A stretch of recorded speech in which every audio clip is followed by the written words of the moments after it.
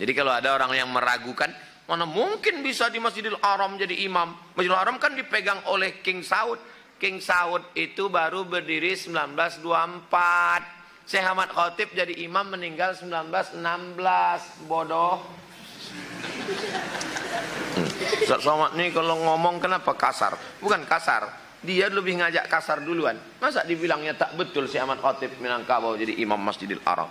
Syekh Ahmad Khatib Al-Minkabawi mengajar di Masjidil Haram, dan dia ada satu tiang khusus. Zaman dulu kalau mengaji sama Syekh ini tiang iko, mengaji sama sini tiang iko. Di tiang dialah yang paling ramai majelisnya. Kertas terakhir. Mohon doanya Pak Ustadz, anak saya bisa jadi imam Masjidil Haram. Banyak orang Indonesia jadi imam Masjidil Haram. Terlambat sholat waktu umroh. Sampai ke Masjidil Haram, sholatlah selesai. Nah, itulah jadi imam Masjidil Haram.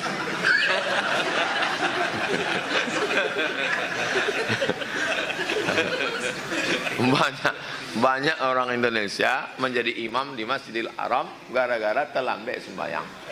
Dia mengajak bis dari Aziziyah, nah, sampai situ rupanya Imam Sudas lah pulang, Imam Mu'aikli lah pulang, Imam Bandar Bali lah pulang, Imam Huzaifi lah pulang. Saya Imam Wa'ang lah maju. Ikulah doa Ustaz Salman Patang yang mau jadi imam di Masjidil Haram.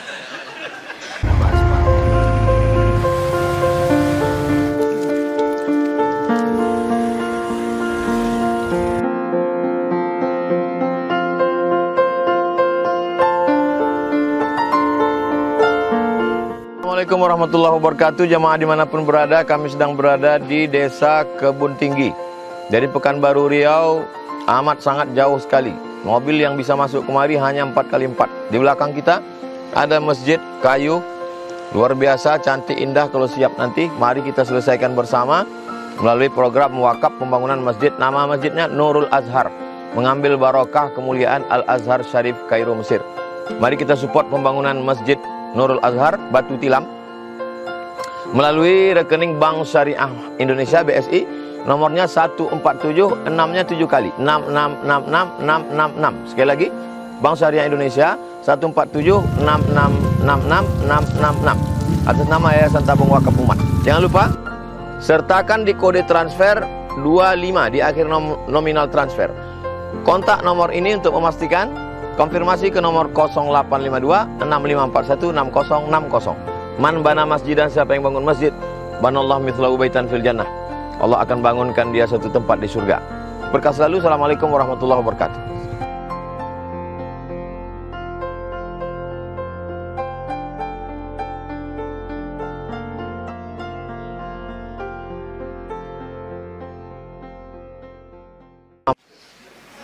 Assalamualaikum warahmatullahi wabarakatuh.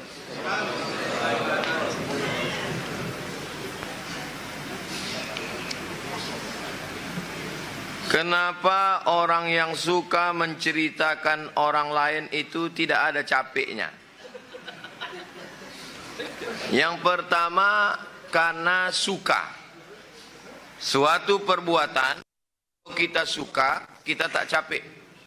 Makanya orang yang menghafal Quran, karena dia suka, dia tak capek. Kita yang menengoknya pula yang capek. Coba baca biografi Buya Hamka yang ditulis anaknya. Buya Hamka duduk membaca Quran 7 juz. Waktu ditanya anaknya, kenapa ayah lama duduk? Untuk supaya hatiku jangan teringat pada almarhumah ibumu. Waktu itu baru meninggal istri. Karena suka. Kalau kita suka, kita tak capek. Makanya apapun pekerjaan, adik-adik kalian kuliah, masuklah ke fakultas jurusan yang kalian suka, supaya tak capek. Kalau kalian tak suka, kalian stres. Lulus PNS di tempat kalian tak suka, itu tak sampai pensiun kalian mati. Karena kalian tak suka. Tapi kalau suka, kalian menikmati. Kalau kalian tak suka berhadapan dengan orang banyak, grogi, kalian sukanya di belakang komputer, kalian masuk jadi programmer. Kalian hidup sama komputer aja. Nikah pun sama komputer. Tapi kalau kalian sukanya sama orang banyak, carilah yang program jurusan yang sama orang banyak, menikmati. Dia sukanya menceritakan orang, dia tak capek. Kita yang mendengar pula yang capek. Yang kedua, baru ada godaan setan. Jadi setan itu sistem kerjanya, dia hanya mengipas aja. Setengah mati setan mengipas, kalau tak ada percikan api, tak jadi. Makanya kalau ada percikan api, padamkan. Karena setan itu kerjanya hanya memanas-manasi aja. Jadi kalau ada orang yang suka memanas-manasi, berarti tak ada saya bilang gitu. Nah, jadi kenapa tak berhenti? Pertama karena suka, yang kedua karena godaan setan. Setan bekerja yang kedua. Inna ibadi laisa laka alaihim sultan. Hambaku, kata Allah, kau tidak bisa rusak mereka wahai setan. Makanya begitu ada orang mengajak cerita aib, langsung tutup. Mohon maaf ya, ada pula miss call masuk, saya ke sana dulu. Kalau tidak, dia akan terus berlanjut, kita angguk-angguk. Namanya dapat juga dosanya, ya dosa angguk-angguk. Mengangguk kan dia, iya betul, iya betul ketika betul. Dapat juga dosa. Nama dosanya dosa angguk-angguk. Katanya dosa istri ditanggung suami. Siapa pula bilang begitu? Tapi sudah dikasih tahu jangan buka aurat, jangan. Dosa anak ditanggung orang tua. Ini ceritanya panjang. Kullukum ra'in, setiap kepala rumah tangga, mas'ulun ar-ra'iyati. Dia bertanggung jawab terhadap anak istrinya. Itulah dalil suami menanggung dosa istri dan dosa anak. Kalau dia tak mengajar istrinya menutup aurat, tak mengajar istrinya sembahyang, tak mengajar mengaji, dia menanggung dosanya. Sudah diajarnya istrinya sembahyang, sudah diajarkan mengaji, dibawakan ustadz, dibawa ke masjid, bininya tak patuh juga, dosa tanggung masing-masing. Wala taziru waziratung wizra ukhra. Anak sudah dimasukkan ke pondok, dikasih makan halal, cakap tak berhenti, tunjuk ajar. Kau jangan bergaul dengan orang tak baik, jangan sampai tak sembahyang, kau nanti sekolah jauh, jangan pacaran, hati-hati.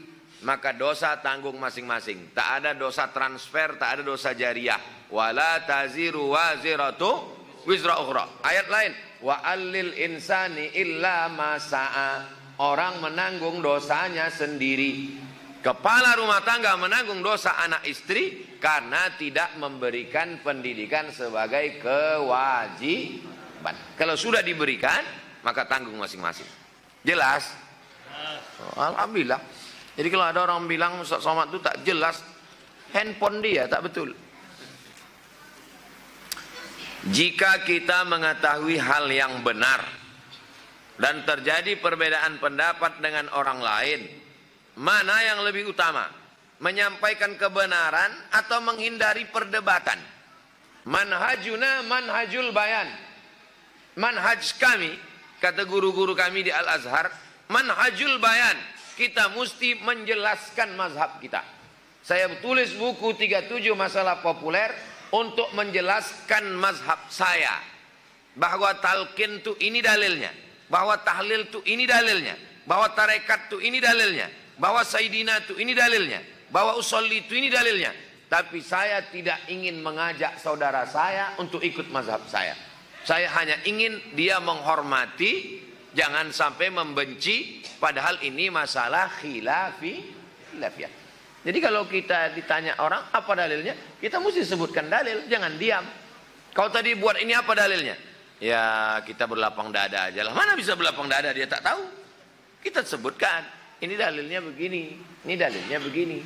Supaya apa? Maka saya tulis khilafiyah itu bukan untuk mengajak orang untuk ikut saya. Nata'awan fima tafaqna wa nata'adzar fima ikhtalafna. Pada perkara yang kita sepakati, mari kita beramal bersama-sama. Pada perkara yang kita berbeda pendapat, mari kita berlapang dada menerima perbedaan. Selama masih ahlus sunnah wal jamaah.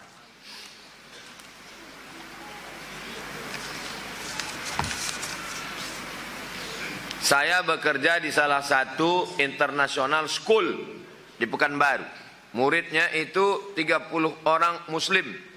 Dari 30 orang muslim hanya 3 orang dalam satu kelas Dan semakin hari saya semakin banyak mendapat pengetahuan tentang agama lain. Saya takut Pak Ustadz mau resign. Tapi di sini gajinya lebih besar. Apa yang harus saya lakukan Pak Ustadz? Apakah dengan bekerja di situ menambah amal iman? Illal ladzina amanu wa amilus shalihat. Saya kalau kerja di situ saya bisa berdakwah Pak Ustadz. Saya bisa menyelamatkan orang. Teruskanlah. Innal insana lafi khusrin. Manusia ini rugi. Illal ladzina amanu wa amilus salihati. Kalau saya di situ saya bisa ambil kurikulumnya Pak Ustadz. Bagus. Saya ambil manajemennya Pak Ustadz. Bagus. Saya bisa berdakwah Pak Ustadz. Bagus. Tapi kalau iman kita yang tergerus, sholat Jumat tak bisa, mengajarkan agama tak bisa, maka hadis kita subuh ini 3. Man aslama wa ruziqa kafafan wa qanna'ahu Allahu bima atah. Itulah orang yang beruntung. Orang yang beruntung bukan orang yang gajinya besar. Yang paling beruntung adalah aslama wa ruziqa kafafan wa qanna'ahu Allahu bima atah. Islam, rezekinya cukup dan dia diberikan rasa qanaah dalam hati. Nah, jadi pikir baik-baik. Kalau gitu saya pertahankanlah agak setahun nih Pak Ustadz. Saya copy manajemennya, saya ambil metodenya, nanti saya keluar dari situ, saya buat sekolah macam itu. Mantap, bagus. Cara membuat yayasannya, studi banding ke Almanar. Metode yang tadi dari sekolah itu, ambil. Bahasa Inggrisnya bagus, ambil. Fisika kimianya mereka menang olimpiade, ambil. Rekrutmen gurunya bagus, ambil. Khudh ma safa da'ma kadar. Ambil yang jernih, buang yang keruh. Al hikmatu dhallatul mu'min. Hikmah itu milik orang beriman. Aina wajadaha fahuwa ahaqqu biha. Di mana dia mendapatkannya, maka dia berhak untuk mengambilnya. Walaupun dari sekolah tak Islam. Selama dia hikmah, ambil. Kertas terakhir. Mohon doanya Pak Ustadz, anak saya bisa jadi imam Masjidil Haram. Banyak orang Indonesia jadi imam Masjidil Haram. Terlambat sholat waktu umroh. Sampai ke Masjidil Haram, sholatlah selesai. Nah, itulah jadi imam Masjidil Haram.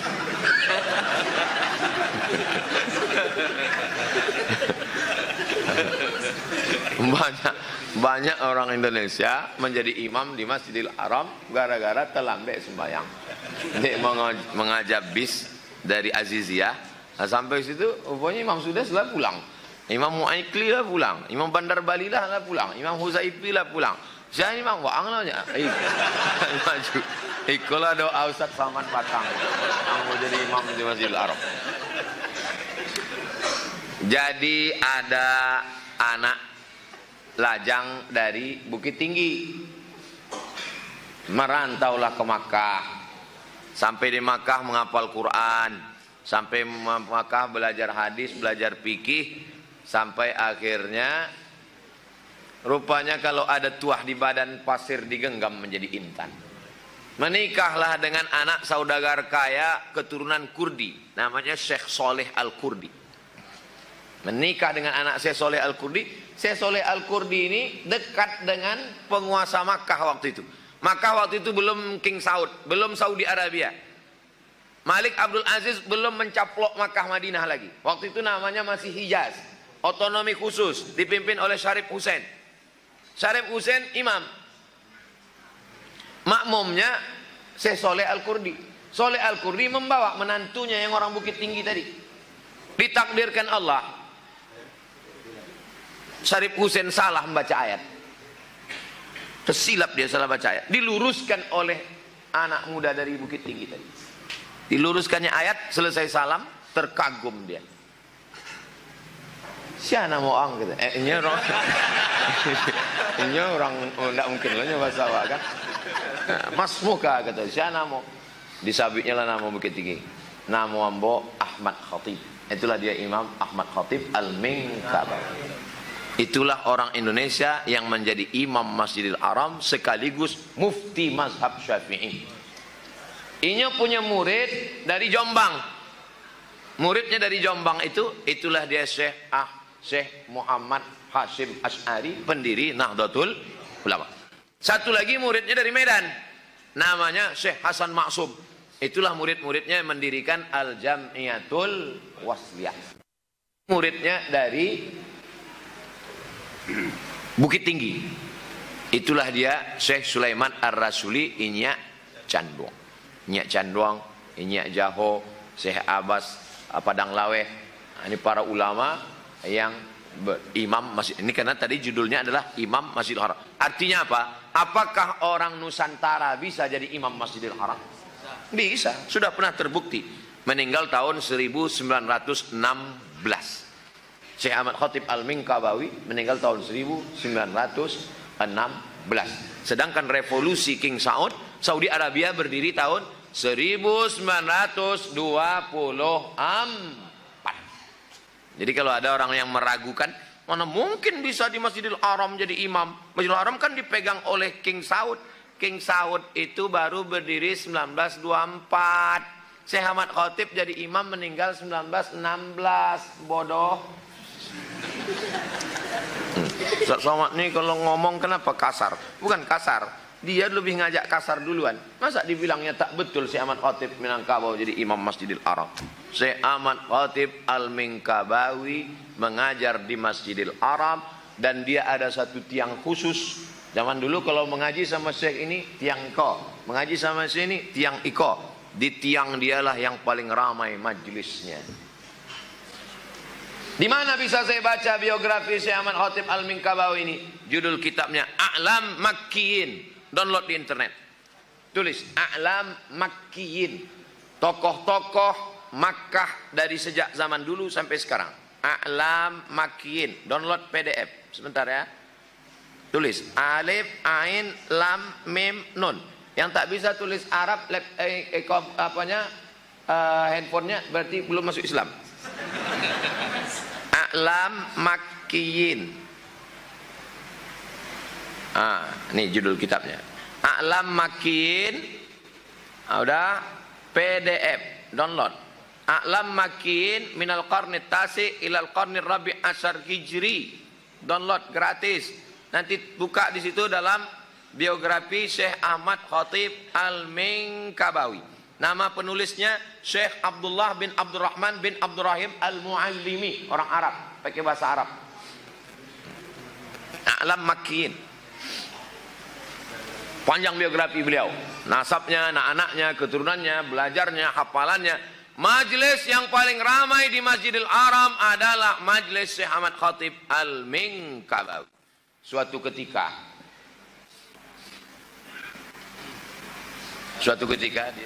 kita kan kalau ramai majelis ini ada perasaan kita majelis ini hebat.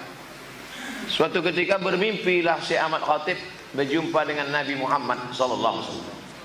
Dia bertanya ke Nabi, "Ya Rasulullah, ya. Ya Rasulullah, ya. Majelis di Masjidil Haram ini majelis mana yang paling hebat?"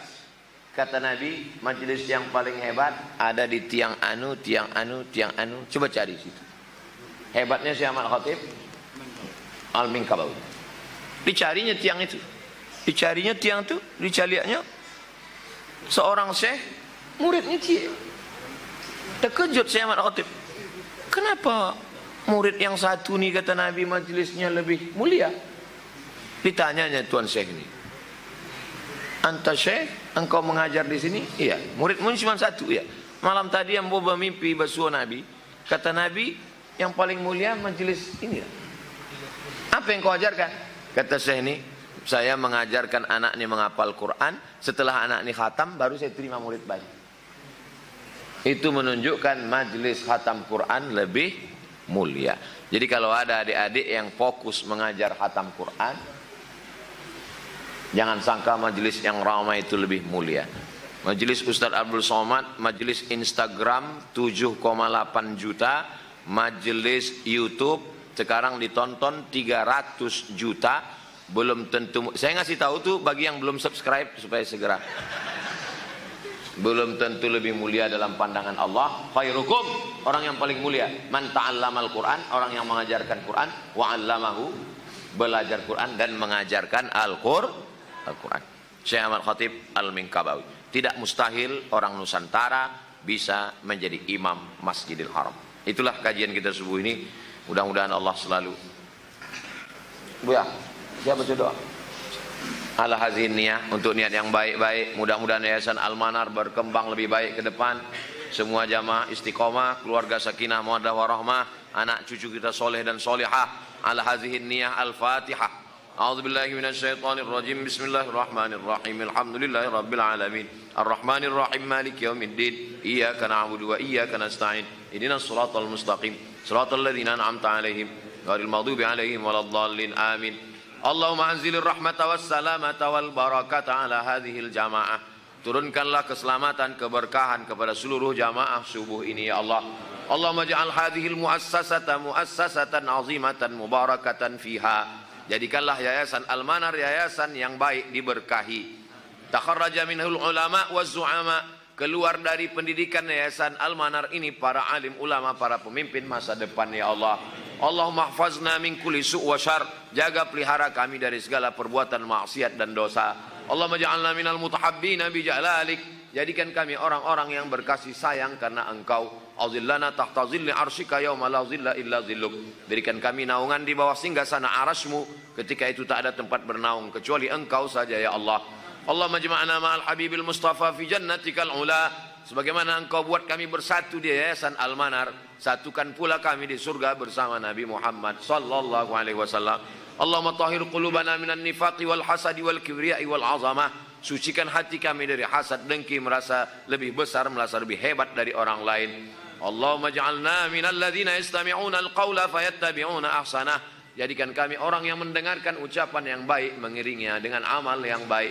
Allahumma akhtim lana bi husnil khatimah wa la taqtim alaina bi su'il khatimah. Rabbana ighfir lana dzunubana, ampunkan dosa kami, wali abaina, ayah kami, wali ummahatina, ibu kami, wali masyayikhina, guru-guru kami, wali auladina, anak cucu keturunan kami, wali man hadarana, semua yang hadir di majlis ini ya Allah, wali man ahsana ilaina, semua orang yang sudah berbuat baik kepada kami, bil khusus kepada Yayasan Al-Manar, Yayasan Tabung Wakaf Umat. Rabbana atina fid dunya hasanah wa fil akhirati hasanah wa qina adzabannar.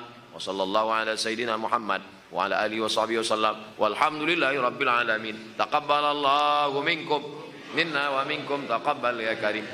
Terima kasih segala perhatian, mohon maaf segala kesilapan. Tahniah, selamat milad 30 tahun Yayasan Al-Manar. Wassalamualaikum warahmatullahi wabarakatuh.